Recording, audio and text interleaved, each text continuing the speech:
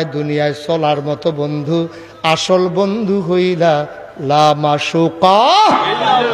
তুমি আমার বাড়ি দেখো, গাড়ি দেখো, আমার ঘর দেখো, দরজা দেখো, আমার আসবাবপত্র তৈজসপত্র সব দেখো গো মাওলা, চলতে গেলে লাগে গো আল্লাহ এই বাড়ি আমার বাড়ি না, এই ঘর আমার ঘর না, থাকার জন্য লাগে দেখতে আছে। তবে আমি বিশ্বাস করি লা মাওজুদা ইল্লাল্লাহ, তুমি ছাড়া আমার সামনে আর কোনো কিছুর অস্তিত্ব নাই, ঠিক কিনা?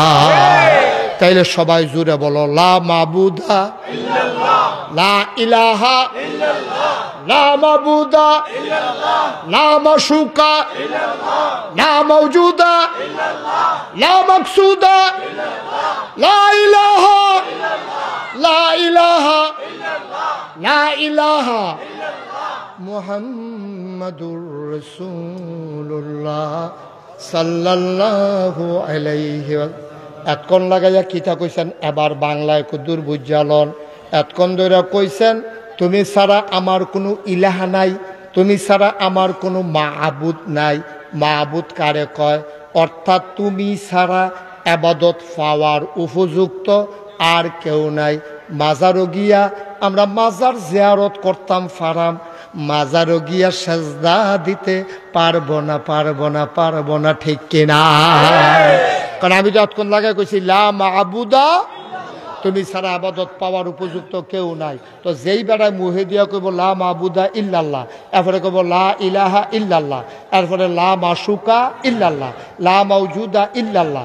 এমনি আপনি মনে করেন মসজিদে বইয়ে বইয়ে খেয়াল করেন সিহন কথা, মসজিদে বইয়ে বা জিকির করতে আছেন, ফিরসাবুদরে জিকির করতে আছে, সকলে মিল্লা জিকির করে ফেনা তুলে লাইতে আছে, হ্যাঁ বেড়া জিকিরের লোক লাড়া দিছে যে টুফিটা কার উফরে গিয়া পড়ছে, কোনো খবর নাই, গামছুটটা গেছে গা, এর ভিতরে দিয়ে একটা ফোন দিছে ভাই কিস্তির টেহারা।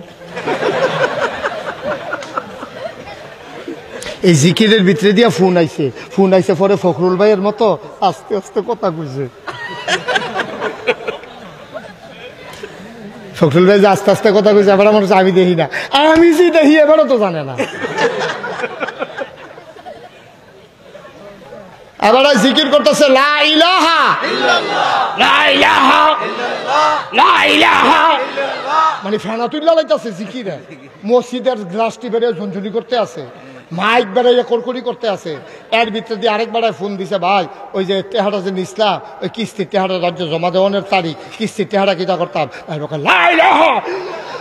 ইয়া টেহা লইয়া মসজিদের সামনে আইয়ালা। এবার মুখে কয় লা ইলাহা, কিস্তির টেহা লইয়া মসজিদের সামনে আইয়ালা।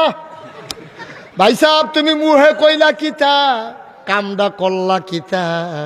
তুমি দি মুহে কইলা আল্লাহ ছাড়া কোনো ইলাহ নাই, আইনদাতা নাই, বিধানদাতা নাই, জীবনদাতা নাই। তুমি না কইলা রিজিক দাতা নাই, হায়াত দাতা নাই, মৌত দাতা নাই। আল্লাহ না কইছে আহাল্লাল্লাহুল বাইয়া ওয়া হারামার রিবা, আমি ব্যবসা হালাল করছি রে, আমি সুদরে হারাম করছি। এটা কি নাগাইশের হিসাবে করছে না আল্লাহ করছে? আল্লাহ যদি সুদ হারাম কইরা থাকে, তুমি দি হিসাবের লগে বইয়া বইয়া, তুমি দি ফাগড়ি দৌড়ে দৌড়ে, তুমি দি নাচ্চা নাচ্চা কুদ্দা কুদ্দা, তুমি দি জিকির করতেছো, মাথার টুপি বেড়াই হালাই দিছো, এমন টাইমে দিতে ফোন দিছে ভাই সাহেব কিস্তির টেহা। যেমন সাইয়ার হোসেন মনে হয় আইনা দেহান লাগবো আর কি জানজুরি। আরে জানজুরি চিনছেন নেই কিতা করে দিয়া চাউল দইছে, এটা কি ভিতরে নিচে দিয়া কি তলা সমান না বহু ছিদ্র ছিদ্র? আচ্ছা একবারায় যদি জানজুরি দিয়া পানি আনতো চায় আনন্দ যাবো নি? তাড়াতাড়ি দৌড়ের উপরে কোনোভাবে জানজুরি দিয়া পানি আনন্দ যেত না। জানজুরি দিয়া যেমন পানি গরমে অন যেত না, এত গোনার ভিতরে আমলে জিলা ধরত না। আমরা তারার সোয়াবতে গোনা বেশি।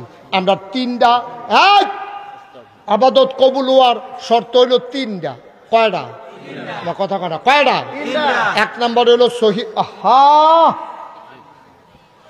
এক নম্বর হইল সহি নিয়ত, দুই নম্বর হইল সঠিক নিয়ম, তিন নম্বর হইল হালাল খাওয়া। এই তিনটা যদি কোনো আবাদতে না পাও, তুমি ফির সাব আর লাট সাব, তুমি ইমাম সাহেব আর গিয়ে হগিরালি করো, কাম হইতো না। প্রত্যেকটা আমলের ভিতরে এই তিনটা জিনিস তখন লাগবো। কয়ডো? কথা না কয়টা? এক নম্বরে সহি, এক নম্বরে সহি, সহি সবাই কনা সহি, সহি নিয়ত কারো কিতা কইছে? সহি আকীদা নিয়ত ভাই দুইটা পরে উল্টা ওয়াজ করে হলো। বেশি বুঝুন নিয়ে গেছে কামাই দিয়ে নিয়ত রাখি দেখ জিনিসটা কি সহি নিয়ত কারে কয়